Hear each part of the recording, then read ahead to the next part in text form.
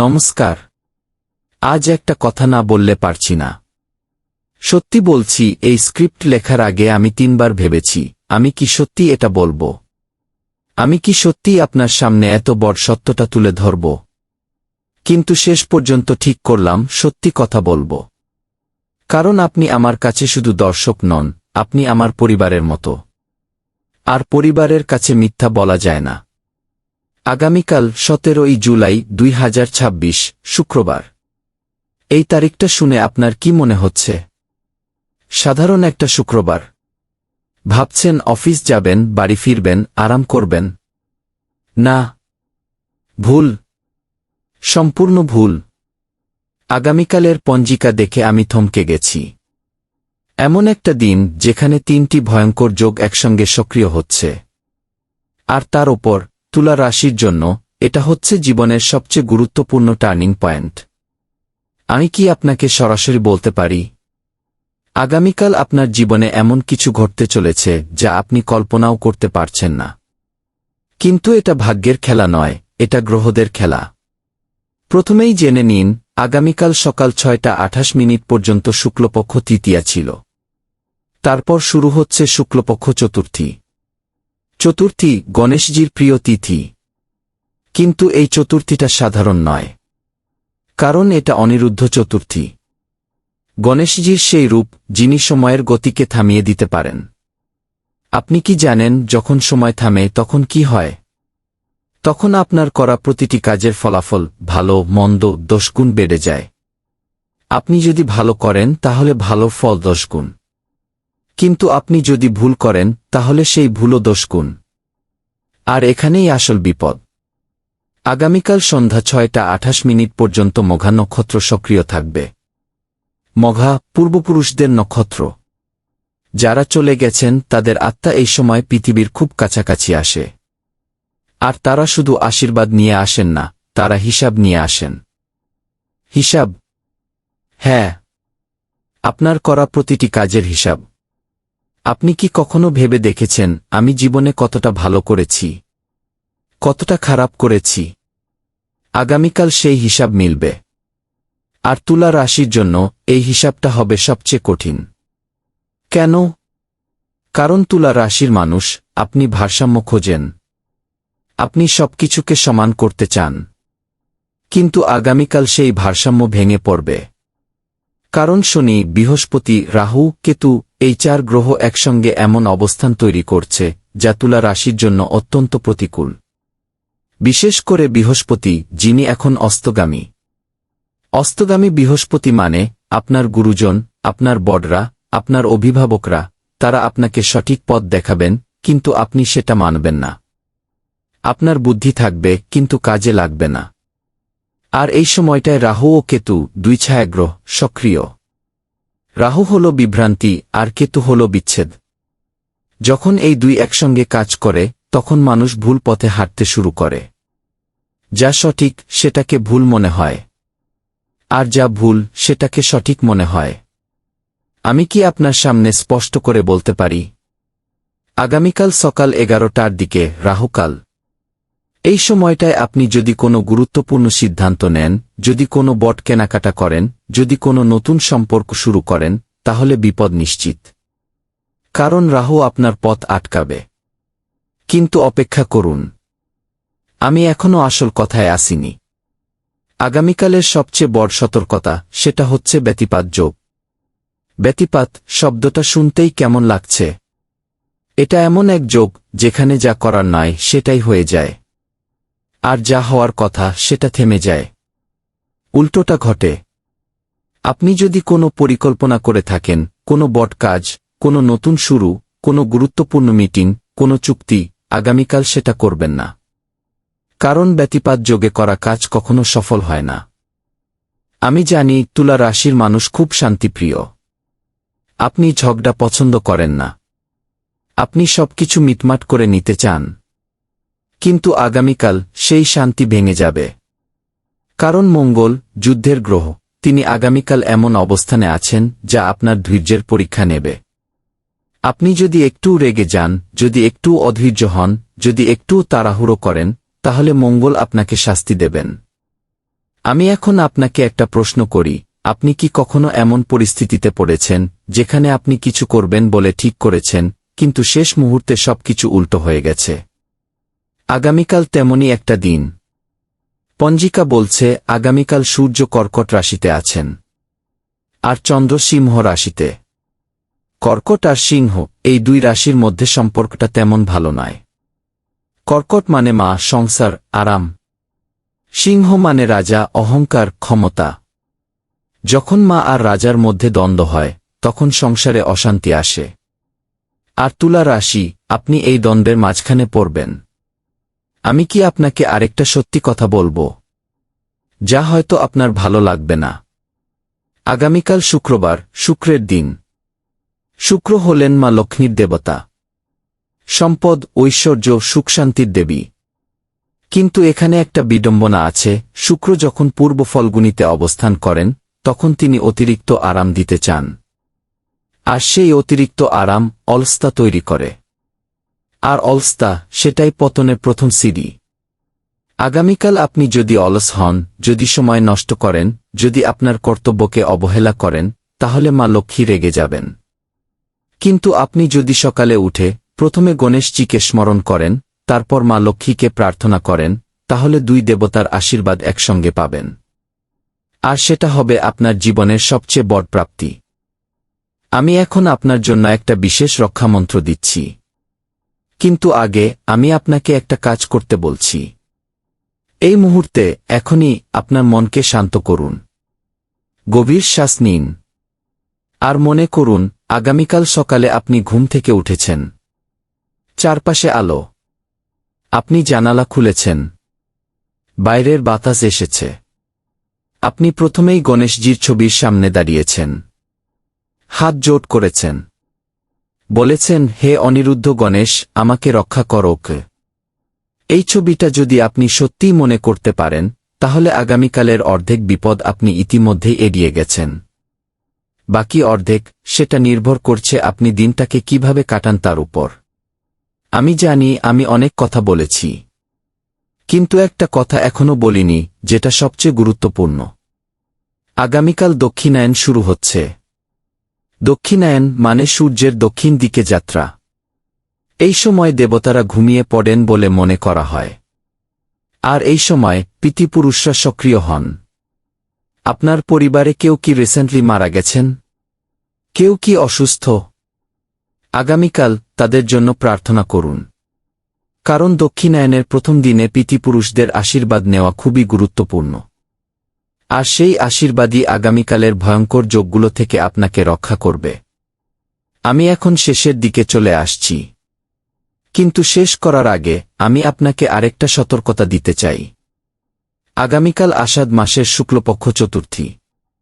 এই তিথিতে যদি কেউ মিথ্যা কথা বলে, যদি কেউ অপবাদ দেয়, যদি কেউ কারো ক্ষতি করার চেষ্টা করে, তাহলে সেই পাপ 7 গুণ হয়ে ফিরে আসে। আপনার আশেপাশে কি এমন কেউ আছে যিনি আপনার ক্ষতি করতে চান? যিনি আপনার সম্পর্কে মিথ্যা ছড়াতে পারেন? আগামীকাল সাবধান। কারণ চতুর্থী তিথিতে মিথ্যার শক্তি বহুগুণ বেড়ে যায়। কিন্তু ভালো খবর হল, সত্যের শক্তিও বেড়ে যায়। আপনি যদি সত্য কথা বলেন, যদি ন্যায়ের পথে থাকেন, যদি কারো ক্ষতি না করেন, তাহলে সেই পুণ্য 7 গুণ হয়ে ফিরে আসবে। আগামীকাল সত্যের দিন, অহংকার ত্যাগের দিন, পুরনো সবকিছু ছেড়ে দেওয়ার দিন। আমি এখন আপনাকে সেই বিশেষ মন্ত্রটি দিচ্ছি, যা আমি আগে বলার কথা দিয়েছিলাম। মন্ত্রটি হল ওম গং গণপতয়ে নমঃ, ওম শ্রী মহালক্ষ্মী নমঃ। এই মন্ত্রটি আগামীকাল 108 বার জপ করুন। সকালে ঘুম থেকে উঠে, দুপুরে রাহুকালের সময়, আর রাতে ঘুমানোর আগে। কিন্তু শুধু মন্ত্র পড়লেই হবে না, অর্থ বুঝে পড়তে হবে। গম কি? এটা গণেশজির বীজমন্ত্র। শ্রী কে? এটা লক্ষ্মী দেবীর বীজমন্ত্র। এই দুই বীজমন্ত্র একসঙ্গে, এটা হল সম্পদ ও বুদ্ধির সম্মিলন। আপনি যদি এই মন্ত্রটি সত্যিকার অর্থে জপ করেন, তাহলে আগামীকালের সব বাধা দূর হয়ে যাবে। আমি এখন আপনাকে শেষবারের মতো বলছি। আগামীকাল 17 জুলাই 2026, এই দিনটা আপনার জীবনের সবচেয়ে গুরুত্বপূর্ণ দিনগুলোর একটি হতে চলেছে। এটি হবে পরীক্ষার দিন। কিন্তু পরীক্ষায় যারা পাস করবে তাদের জন্য থাকবে অপার পুরস্কার। আপনি কি সেই পরীক্ষায় পাস করতে চান? তাহলে এখনই এই মুহূর্তে প্রতিজ্ঞা করুন যে আপনি আগামীকালের সব নিয়ম মানবেন, যে আপনি অহংকার ত্যাগ করবেন, যে আপনি সত্যের পথে থাকবেন, যে আপনি গণেশজি ও মা লক্ষ্মীর আশীর্বাদ পাওয়ার যোগ্য হবেন। আমি আপনার জন্য প্রার্থনা করছি। আপনারা সবাই ভালো থাকবেন, সুস্থ থাকবেন এবং আগামীকালের সব বিপদ থেকে রক্ষা পাবেন। জয় গণেশ, জয় মা লক্ষ্মী। শেষ সতর্কতা, আগামীকাল সকাল 9টা থেকে রাত 9টা 41 পর্যন্ত চাঁদের দিকে তাকাবেন না। এটা আমার শেষ কথা, মনে রাখবেন। আর হ্যাঁ, যারা এই ভিডিওটা শেষ পর্যন্ত দেখেছেন তারা ইতিমধ্যেই অর্ধেক বিপদ এড়িয়ে গেছেন। কারণ সতর্কতা জানা মানেই অর্ধেক নিরাপত্তা। আগামীকালের জন্য প্রস্তুত থাকুন। আর সবচেয়ে গুরুত্বপূর্ণ, আত্মবিশ্বাসী থাকুন, কিন্তু অহংকারী নয়। কারণ অহংকারী আজ আপনার সবচেয়ে বড় শত্রু হতে চলেছে। আর এই অহংকারকে যদি আপনি আগামীকাল পর্যন্ত নিজের ভেতর ধরে রাখেন তাহলে সেটা আপনার জন্য বিষ হয়ে যাবে। আমি এখন আপনাকে সেই কথাগুলো বলবো যা আমি আগের পর্বে বলার সাহস পাইনি। কারণ সেগুলো এতটাই সরাসরি এবং এতটাই ভয়ঙ্কর যে আমি ভেবেছিলাম হয়তো আপনাকে না বললেই ভালো। কিন্তু না, আপনাকে জানতে হবে। আগামীকাল শুক্রবার 17ই জুলাই আপনার তুলা রাশির ষষ্ঠ ঘর এবং দ্বাদশ ঘর, এই দুই ঘর একসঙ্গে সক্রিয় হচ্ছে। ষষ্ঠ ঘর মানে শত্রু, রোগ, ঋণ, আর দ্বাদশ ঘর মানে খরচ, বিদেশযাত্রা, অজানা ভয়। যখন এই দুই ঘর একসঙ্গে জেগে ওঠে তখন আপনার জীবন থেকে টাকা বেরিয়ে যাওয়ার হার বেড়ে যায়। অপ্রয়োজনীয় খরচ, হঠাৎ করে কোনো বড় বিল, কারো কাছে টাকা ধার দেওয়া, আর সেটা আর ফিরে না পাওয়া। আমি কি আপনাকে সাবধান করে দিচ্ছি, আগামীকাল কোনো টাকা ধার দেবেন না। কেই যতই কান্নাকাটি করুক, কেই যতই শপথ করুক, ধার দেবেন না। কারণ দ্বাদশ ঘরের প্রভাবে সেই টাকা আর ফিরবে না। আর ষষ্ঠ ঘরের প্রভাবে যে টাকা ধার নেবে সে আপনার শত্রু হয়ে যাবে। এটা কোনো সাধারণ সতর্কতা নয়, এটা গ্রহগণিত বিজ্ঞান।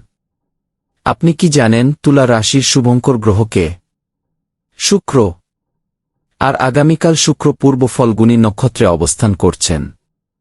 পূর্ব ফল্গুনী, এটা শুক্রের নিজের নক্ষত্রগুলোর মধ্যে একটা। কিন্তু এখানে একটা গভীর রহস্য আছে। শুক্র যখন নিজের নক্ষত্রে বসেন তখন তিনি অহংকারী হয়ে যান। আর অহংকারী শুক্র মানে প্রেমের সম্পর্কে টানাপোড়েন। আপনার কি কোনো প্রেমের সম্পর্ক আছে? নাকি বিয়ের পরে সংসারে কোনো টানাপোড়েন? আগামীকাল এই সম্পর্কগুলোতে একটা বড় অগ্নিপরীক্ষা আসতে চলেছে। শুক্রের অহংকার আপনাকে অহংকারী করে তুলবে। আপনি আপনার সঙ্গীকে ছোট করে দেখবেন। আপনি ভাববেন, আমি অনেক বড়, আমি অনেক ভালো, আমি ঠিক আছি, ও ভুল করছে। এই চিন্তাটাই আপনার সবচেয়ে বড় ভুল হবে। আমি আপনাকে বলে দিচ্ছি, আগামীকাল আপনার সঙ্গীর সাথে কোনো ঝগড়া করবেন না। এমনকি যদিও আপনাকে উস্কে দেয় তবুও চুপ থাকুন। কারণ চতুর্থী তিথিতে ঝগড়া করলে সেটা অক্ষয় হয়ে যায়। মানে সেই ঝগড়ার ফল আপনি সারা জীবন ভোগ করবেন। আপনি কি সত্যিই সারা জীবন একটা ঝগড়ার বোঝা নিয়ে বাঁচতে চান? তাহলে এখনই প্রতিজ্ঞা করুন, আগামীকাল আমি শান্ত থাকব। আমি কারো সাথে তর্ক করব না। আমি নিজের অহংকারকে দমন করব। আমি এখন আরেকটা গভীর সত্যি বলছি, যা জ্যোতিষের সাধারণ বইতে নেই। এটা আমার গুরুজি আমাকে শিখিয়েছিলেন। আগামীকাল ব্যতিপাত যোগ সক্রিয় থাকবে। ব্যতিপাত যোগের আরেকটি নাম আছে যমদণ্ড যোগ। যম মৃত্যুর দেবতা, আর দণ্ড শাস্তি। মানে এই যোগে যা কিছু ভুল হয় তার শাস্তি অবিলম্বে দেওয়া হয়। কোনো দেরি নেই, কোনো মেয়াদ নেই। ভুল করলেন সাথে সাথে ফল পাবেন। এই কারণেই আমি এত জোর দিয়ে বলছি, আগামীকাল কোনো বড় সিদ্ধান্ত নেবেন না। কারণ সেই সিদ্ধান্ত যদি ভুল হয় তাহলে তার শাস্তি আপনি আগামীকাল রাতের মধ্যেই পেয়ে যাবেন। আমি একটি উদাহরণ দিই। ধরুন আপনি আগামীকাল সকালে বাজারে গেলেন। এক দোকানদার আপনাকে কম দামে একটা জিনিস দিচ্ছে। আপনি মনে করলেন খুব লাভ। কিন্তু ব্যতিপাত যোগে সেই জিনিসটা হয়তো নকল হবে, নয়তো ভেঙে যাবে, নয়তো ব্যবহারের অযোগ্য হবে। আর আপনার টাকা যাবে। কিন্তু আপনি যদি অপেক্ষা করেন, পরশুদিন গিয়ে কেনেন, তাহলে ঠিক জিনিস পাবেন। এটা শুধু কেনাকাটার কথা নয়, এটা সবকিছুর জন্য প্রযোজ্য। আমি জানি তুলা রাশির মানুষ খুব বিচক্ষণ। আপনি সবকিছুর আগে ভাবেন। কিন্তু আগামীকাল সেই বিচক্ষণতা কাজ করবে না। কারণ রাহু আপনার মাথায় বসে থাকবে। রাহু বিভ্রান্তি তৈরি করে। আপনি যা ভাববেন সেটার উল্টো হবে। আপনি যাকে বিশ্বাস করবেন সেই বিশ্বাসঘাতকতা করবে। আমি কিভাবে এত নিশ্চিত? কারণ আগামীকাল রাহু মিথুন রাশিতে অবস্থান করছে। আর মিথুন হল তুলা রাশির ত্রিকোণ রাশি। ত্রিকোণ সম্পর্ক ভালো, কিন্তু রাহু যখন ভালো সম্পর্কে বসে, তখন তিনি অতিরিক্ত ভালো হওয়ার ভান করেন। মানে লোকেরা আপনার সাথে খুব মিষ্টি কথা বলবে, খুব ভালো ব্যবহার করবে, কিন্তু তাদের ভেতরে থাকবে ছলনা। আপনার অফিসের কেউ কি আপনার সাথে খুব ভালো ব্যবহার করছে?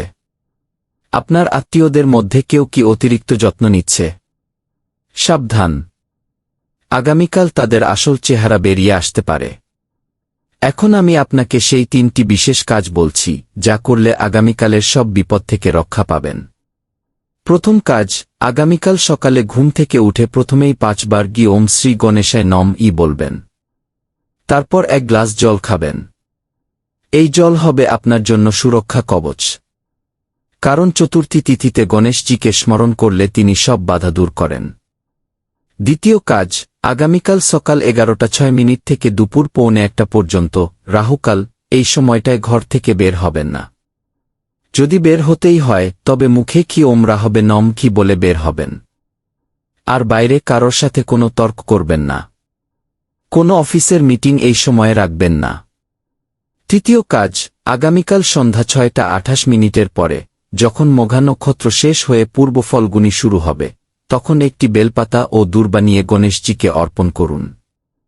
আর বলুন, হে অনিরুদ্ধ গণেশ, আমার অহংকার দূর করো, আমার বুদ্ধি দাও। এই 3টি কাজ করলে আগামীকালের সব ভয়ঙ্কর যোগ আপনার বিরুদ্ধে কাজ করবে না, বরং তারা আপনার পক্ষে কাজ করবে। এবার আমি একটি বিশেষ আর্থিক সতর্কতা দিচ্ছি। আগামীকাল আপনার লগ্নে শুক্র অস্তগামী বৃহস্পতির সাথে অশুভ সম্পর্ক তৈরি করছেন। অস্তগামী বৃহস্পতি মানে গুরুর আশীর্বাদ কম। আর যখন গুরুর আশীর্বাদ কম, তখন বিনিয়োগ করা উচিত নয়। শেয়ার বাজার, মিউচুয়াল ফান্ড, নতুন ব্যবসা কিছু করবেন না। কারণ লসের সম্ভাবনা 90%। আমি জানি আপনি হয়তো ভাবছেন এটা তো সাধারণ সতর্কবার্তা। কিন্তু না। আগামীকালের এই যোগটা এতটাই শক্তিশালী যে, যদি আপনি কোনো বিনিয়োগ করেন, তাহলে সেই টাকা কখনো ফিরবে না। আমি এখন থামছি। কিন্তু থামার আগে আপনার জন্য একটা বিশেষ রক্ষা মন্ত্র দিচ্ছি। মন্ত্রটি হল ওম শুক্রায় নম, ওম গণপতয়ে নম, ওম নম শিবায়। এই মন্ত্রটি আগামীকাল সকালে 108 বার, দুপুরে 54 বার, আর রাতে 108 বার, মোট 270 বার জপ করবেন। কিন্তু শুধু জপ করলেই হবে না, প্রতিটি জপের সঙ্গে মনে করবেন, আমি সুরক্ষিত, আমি নিরাপদ, আমি গণেশজি ও মা লক্ষ্মীর সন্তান। এই মন্ত্রের বিশেষত্ব হল, এতে শুক্র, গণেশ ও শিব 3 দেবতার সম্মিলন। শুক্র দেবেন সম্পদ, গণেশ দেবেন বুদ্ধি, আর শিব দেবেন শান্তি। এই 3 না পেলে আগামীকাল কঠিন। আমি এবার আপনার কাছে একটা ব্যক্তিগত অনুরোধ করছি। আপনি কি কখনো লক্ষ্য করেছেন, যখনই আপনার জীবনে কোনো বড় বিপদ আসে, তখন আপনার ঘুম কমে যায়? আপনি অস্থির হয়ে যান। আগামীকাল রাতে 17 জুলাই রাতে আপনার ঘুম ভেঙে যেতে পারে। কারণ চন্দ্র সিংহ রাশিতে থেকে আপনার অষ্টম ঘরকে প্রভাবিত করবে। অষ্টম ঘর মানে রহস্য, আকস্মিক ঘটনা, দুর্ঘটনা। আগামীকাল রাতে যদি আপনার ঘুম ভাঙে,